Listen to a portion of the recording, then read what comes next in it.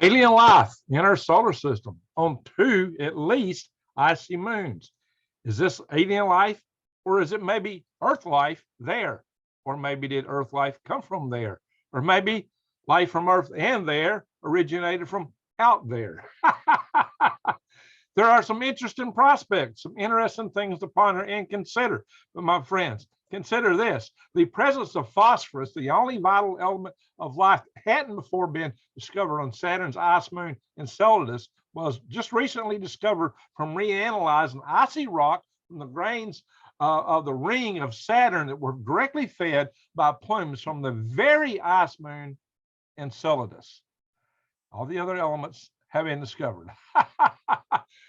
Hello, this is Greg Allison from Galactic Greg's coming to you to ponder the possibilities. I'm not saying it is, but the possibilities are rather pregnant with with prospects for life. Phosphorus, pregnant with phosphoristic prospects for life. All right, guys, so much for all the fun. Those that know me know I love alliteration. Allison always alliterates. All right, now let's get on with it. So the ice moon Enceladus of Saturn is creating phosphorus. Now that's been proven. And this indicates that it contains all these essential elements for life as we know it. Yes, it's got water, and we're going to show you this in a moment. So there are 6 essential elements for life on Earth: are carbon, hydrogen, nitrogen, oxygen, phosphorus, and sulfur. Well, we already knew those others were on Enceladus, and we just confirmed that phosphorus apparently is there in abundance. Yes, the moon Enceladus had already contained all of these. Most likely, well, it actually got some most likely habitats for life because of the ocean and all these materials. I'm about to show you this. So, and these oceans are heated, at least close to the core of the moon itself, and they're geysering liquid water into space. Which might mean life on these worlds, such as Enceladus. Might be a limited life item. All right, we're going to go into this. So let me do some shares, my friends. We're going to look at some of these articles and ponder the possibilities. So give me a second. All right, guys, here it is. This is the ice moon Enceladus. The South Pole is just rich with geysers venting water into space. Now, a lot of this water falls back down on the moon and is responsible for it looking so white. All the fresh snowfall and ice, frost, whatever, coming back down on the surface. Unfortunately for Enceladus, some of this stuff does make it away from the moon and does go out to places like this ring we mentioned of Saturn, which is the one that showed the presence of the phosphorus. My friends, this is this, of course, means that over time Enceladus is losing mass, that its ocean is not as big as it once was, and eventually may dwindle down to be not so substantial. So the prospects for life on Enceladus may be limited in time over some long period of time. How long? I don't know. We don't even know how big that ocean is for sure. But we're going to look at some more stuff for this and ponder the prospects for life, how it might have got there or elsewhere. So again, right here is the article. We're looking at Enceladus. Let's go Wikipedia. Wikipedia's got a lot of material on this. It's one of these places you can look at. Now, just to give you some perspective, Enceladus is not a large moon. Europa is larger than Enceladus, but it's also not as large as our own moon. Now, well, Europa is around Jupiter, whereas Enceladus goes around Saturn. Oh yeah, by the way, Jupiter right now is as close as you're going to see it for a long time. Right now, it's as close as it's been, and as of Monday was the date of it being as close as it's been in 59 years. So a good chance you may never see it that close again. So go out in the night sky after the sun sets and look to the east and watch this bright star rise. And that's Jupiter, my friends. It's the brightest star in the sky. It's not a star, it's a planet. Called planet because planet means wanderers.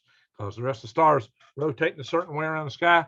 The planets have, they do their little ellipti-loops because, especially the ones that are outside the orbit of the Earth, away from the sun, because that's just how it works when we're going around and they're going around. That's what happens, my friends.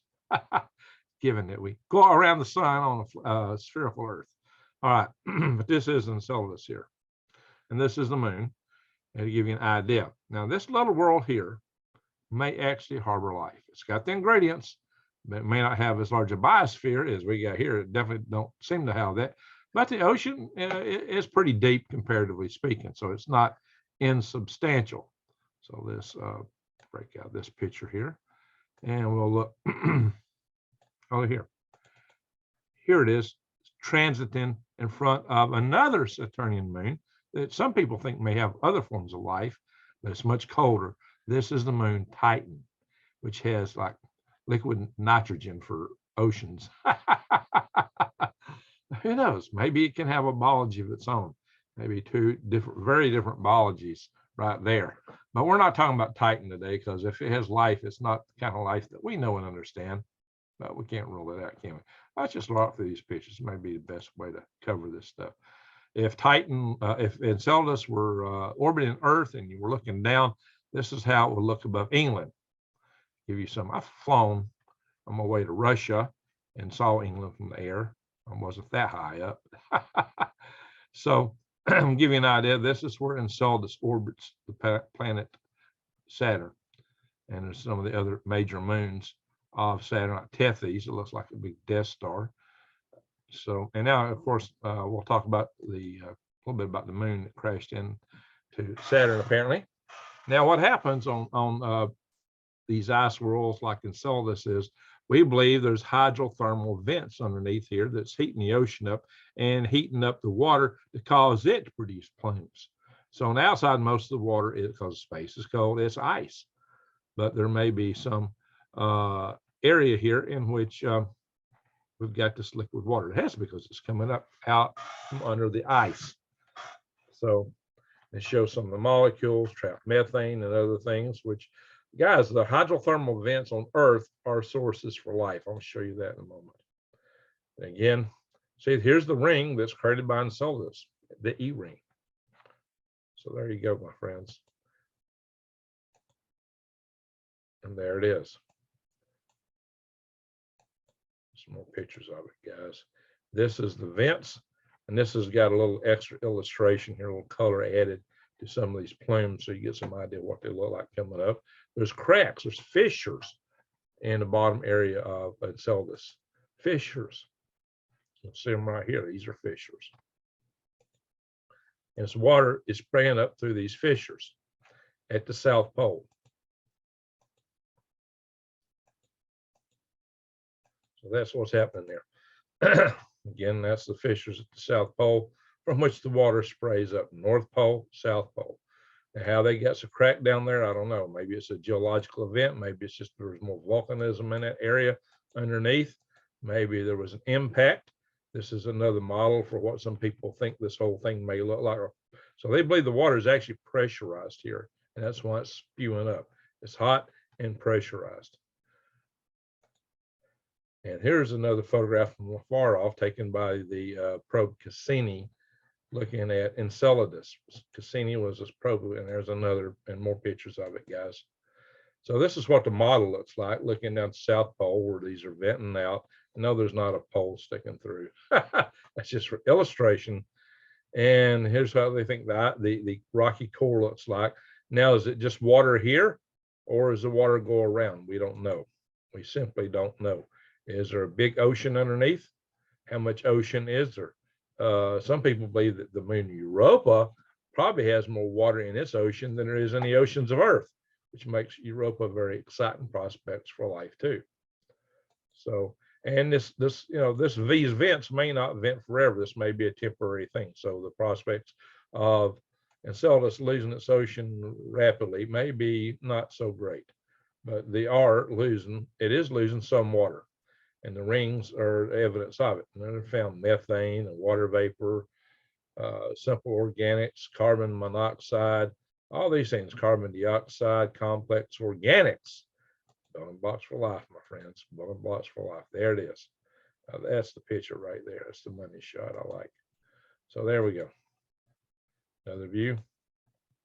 Now we'll have to give NASA and some of the artists credit for these photographs, and the team of Cassini, and that's Cassini, which just crashed into Saturn not long ago.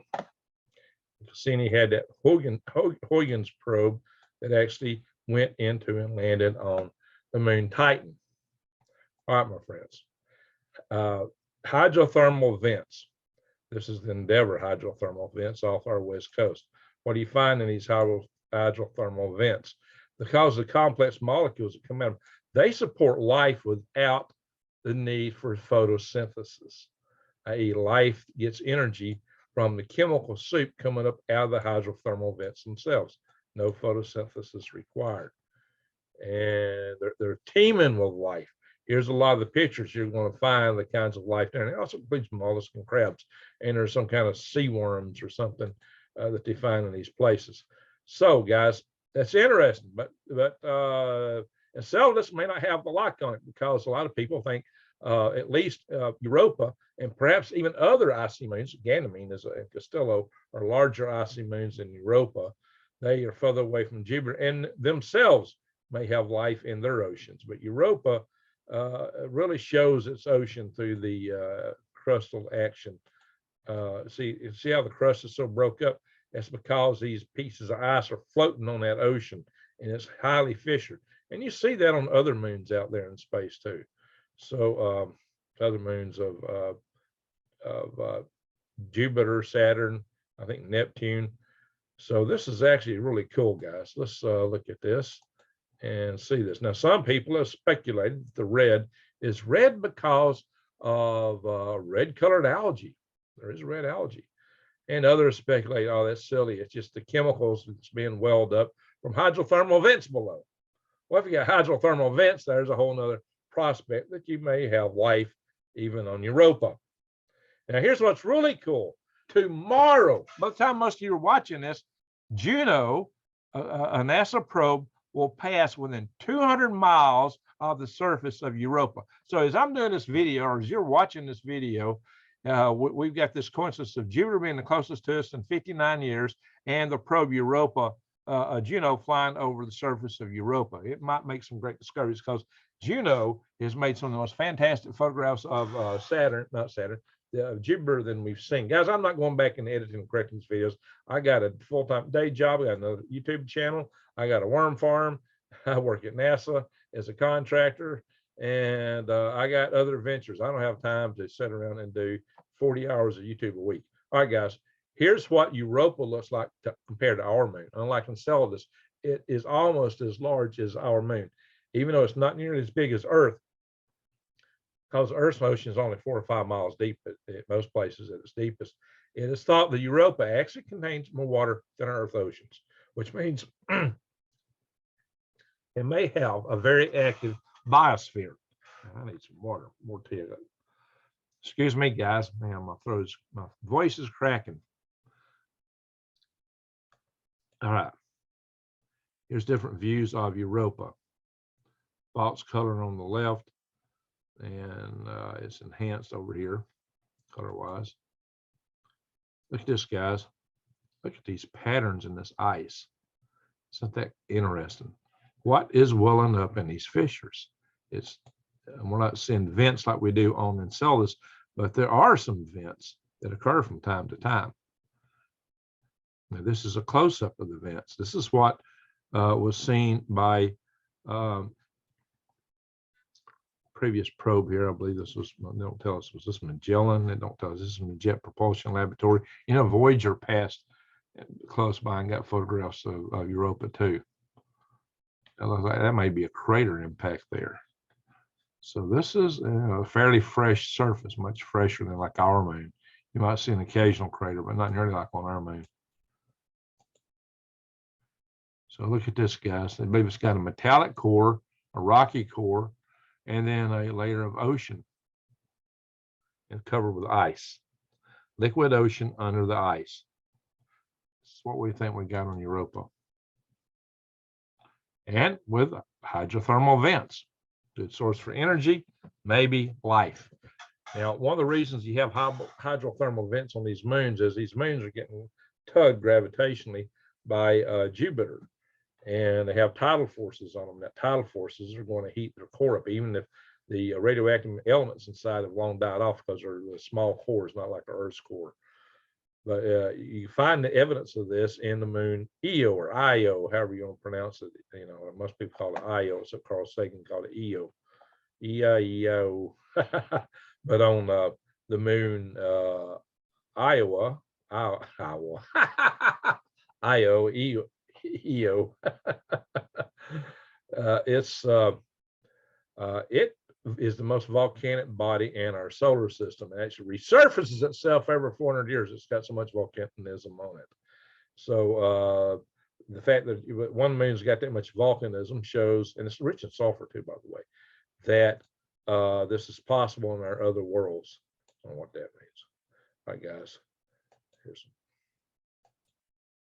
orbital motions, various things. Now, you know, this is somebody speculating of sending a probe down and looking at these hydrothermal vents for life. That's what that's a speculation of, some artist concepts for landing and having some kind of probe that can heat its way down through that ice. This is hydrothermal vents on Earth. So there's a lot of interest in finding what we can find down there. I'm going to end this and come over here to another article. Juno. This is a spacecraft going around Jupiter right now. This is the one that's going to go within 200 miles of Europa, like immediately. It may have already done it by the time you're watching this video. This probe has made some of the most interesting photographs of Jupiter we've ever seen, especially these polar regions, which aren't banded like what we've always noticed about Jupiter. Now, when I first saw photos of this, I thought it was some bad artist rendition. I said, Jupiter don't look like this. But yeah, it does. Because Juno has given us far greater detail of Saturn than any other probe we've sent out there. So what's it going to show us? Not Saturn, Jupiter. So what's it going to show us about Europa? That's a really good question, guys. This is the moon Ganymede. This is a huge moon, guys. Ganymede and Castillo are bigger than Earth's moon. And you can actually see Europa from Earth with a low-grade telescope. Just a small backyard telescope. You can go out right now on Jupiter, so bright in the sky. Go look for the Galilean moons. Is what we call it. The 4 largest moons are called the Galilean moons because Galileo saw them with his little tiny telescope. He saw them and measured them going around Jupiter, and he was rather astonished. And that's where the idea that Earth was the center of their solar system started to erode. Copernicus came up with that idea from watching the stars, but Galileo drove it home from his observations with his telescopes. So I'm just going to put Jupiter in here real quick. Do a search on Jupiter. Thought there'd be a direct link is what I was looking for. There it is. Okay.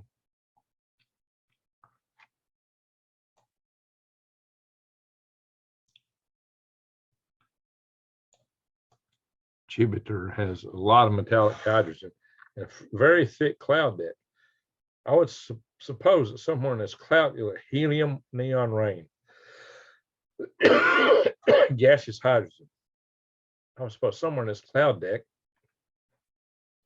we could put floating cities, kind of like my Venetian habitats. But the chemistry of the atmosphere will be way different. Way different. So I'll show you the moons. I should have some photographs of the moons in here. Galilean moons.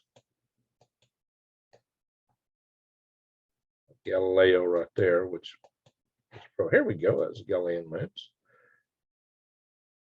Right there. From left to right in order of increasing distance from Jupiter. And this is that moon that resurfaces itself. That's Io, very volcanic, excuse me. And this is the moon Europa. This is Ganymede, and this is Castillo. Castillo is the farthest out, but Ganymede is the largest moon.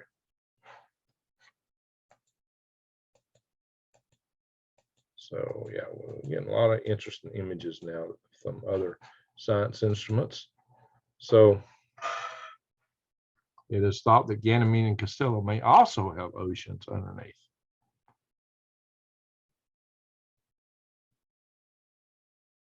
So let's see if we can find the Galilean moons listed with a link here. I don't want to spend a lot of time on this. Like I said, guys, there's a lot of other channels that polish your videos and space stuff. I may be raw, but I'm real. I am a real space engineer, have been for decades. A lot of your other YouTubers have never designed rockets and spacecraft. I have. They've never run the halls of Congress pushing for space. I have, and had good success. Okay, here we are, Ganymede. Let's put Ganymede itself. Ganymede's a very interesting moon. I want to show a picture of this next to our moon. Here we go. This is what I was looking for. There is Ganymede. Now there's our moon. You see, Ganymede is much larger than our moon. Ganymede is huge. It is huge. And it's outside the main radiation belts of Jupiter. So Ganymede may be a very colonizable moon. All right, here we are. Jupiter's closest. It's been in 59 years, my friends. And a lot of people talking about, Saturn being tilted. I saw one of the other preference channels, I won't name its name today, who thought this just happened. And go, well, I wonder how it will affect life on Earth. And is it going to affect us? I said, I don't think it will, but I don't know yet. Well, actually, this happened 160 million years ago, so don't worry about it.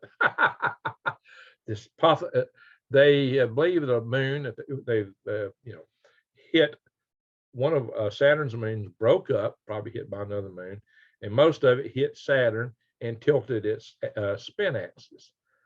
And that they think the rings of Saturn were mainly formed from the leftovers of this moon 160 million years ago. It's said that the rings of Saturn, or any ring planet like that, the rings don't last forever. They believe that when our moon was formed, we had rings too. But over time, they will coalesce into other objects or be swept out of the system entirely. So, all righty, guys. Now, here's something you want to see. If you want to talk about life from space, I started on my channel here. I clicked on videos and I clicked oldest, for my oldest, because one of my oldest videos is fossils from space and meteorites, life in space, proven ?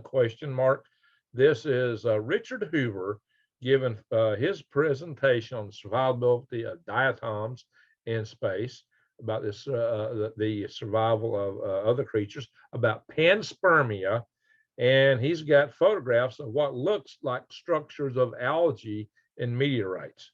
Now, there's a lot of scientists argue with him, but his what he has is, let me say, very interesting. I highly encourage you to come here and watch this. Again, click videos, click sort by, and sort by the oldest first, and you'll see this video. It's very, very interesting what he's showing us here. And guys, I got quite a few videos in here now.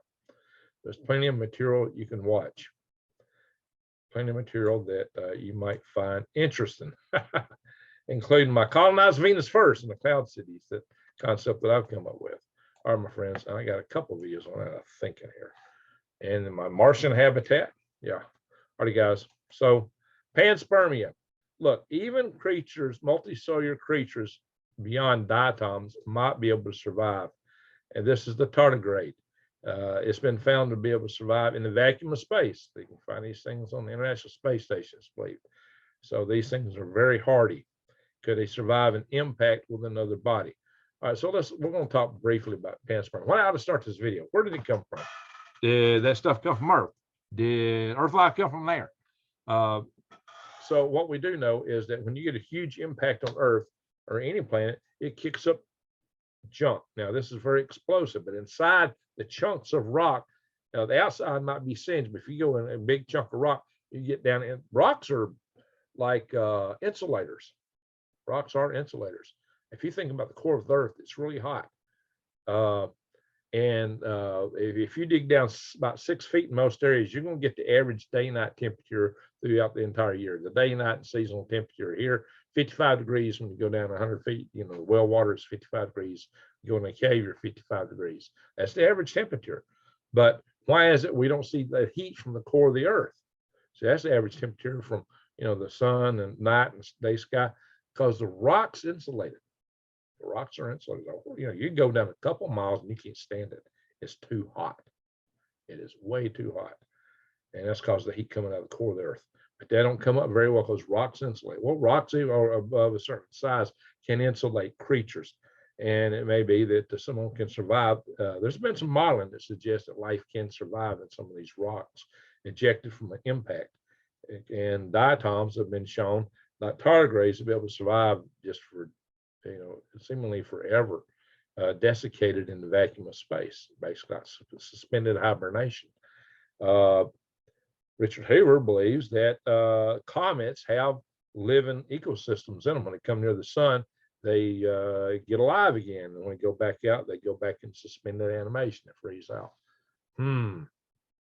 Biologically alive comets? I don't know, my friends. We may find out soon enough as we're starting to get samples returned from bodies like this, as maybe eventually people go out there in the next few decades, perhaps. And, we just sent an impactor, DART, which hit a Dimorphos asteroid. Pretty good. And we brought back pieces of Bennu asteroid. And on top of that, we've got my friend Les Johnson, so I just did a video with. He's got a probe cell on a light cell to asteroid 2020 GE. So you see that video, all right, my friend. So it's possible that maybe these rocks float around and they hit these other bodies that may be able to sustain life, like Ganymede, Callisto, Europa, especially, and Enceladus. So maybe single cell life, at least, maybe diatoms, possibly tardigrades. Tardigrades, though, if you shoot them at over 2,000 miles an hour, the 2,000 miles an hour seems to be their threshold. But inside a ginormous rock, it might not be the same, because they may get the shock deep in a rock, especially the thermal shock. So you tell me, could it survive? Some asteroids, we believe, or some meteorites don't hit the moon very forcefully. Some in the right orbit, they come down kind of relatively slowly and hit the moon. May not have as much gravity. And this is even more true of a small world like Enceladus. So here's what's interesting, and bringing it back to Earth. And the reason why we think that at least single cell organisms, maybe diatoms, could survive this is as follows. Almost as soon as the rocks on Earth got cool enough not to be melted, got solid, we find fossils on them. We find fossils of life on the oldest rocks on Earth. But life was here in single cell organisms, pretty plentiful. And fossils are hard to form, my friends. So if they find fossils like that from way back, way back, how did they get here? Oh, great, they evolved from lightning and crashing this, that, and some people tell me. Intelligent design? Maybe. But where did that intelligent design take place? Was it here? Was there evolution here that brought to that? Let me explain something. A single cell organism is more complex inside than New York City. It's exceedingly complex. In fact, most of the complexity of any living animal is inside the very cells it's made of, not the whole composite layup of tissues and organs as we see them.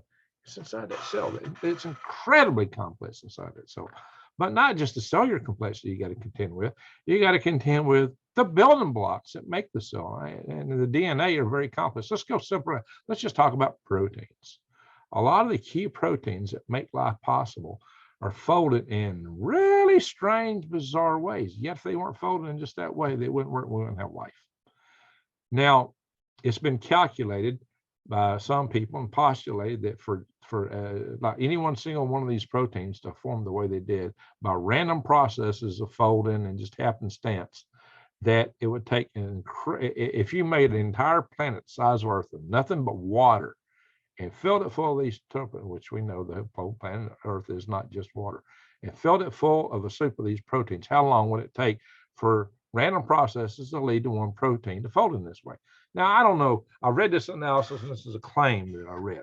Now, this may or may not hold or carry water, like a planet full of water, pun intended. But they postulated that if you put an amoeba on a bridge, and if you could build a bridge entirely across the universe, because the 14 billion light years, some people believe that's the size of the universe, whether it is or is not. And if that little amoeba, at the speed amoeba crawls, how many trips can it make back and forth before the chances of one protein folded appropriate to be a building block for life in a world the size of Earth, made of nothing but water and full of these proteins? Well, it was calculated by someone that that little amoeba traveling nowhere near the speed of light across the entirety of 14 billion light years would require 80 trips back and forth. 80 trips back and forth before you'd have the probability of one protein folding appropriately to be a building block of life. Whoa, how do we ever get life at all? And how then, it goes back, how in the world was there life on Earth just as soon as our rocks cooled off? Not just proteins, we're talking about cellular life, cells. How did that happen? I have a hard time thinking it just evolved in our soup. Now, panspermia says it came from up there. Some people will tell us it was created. Maybe up there.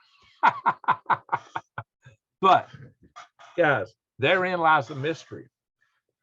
So, did life from Earth and come from out there? And if it did, whatever the source was that seeded Earth could be seeding our moons.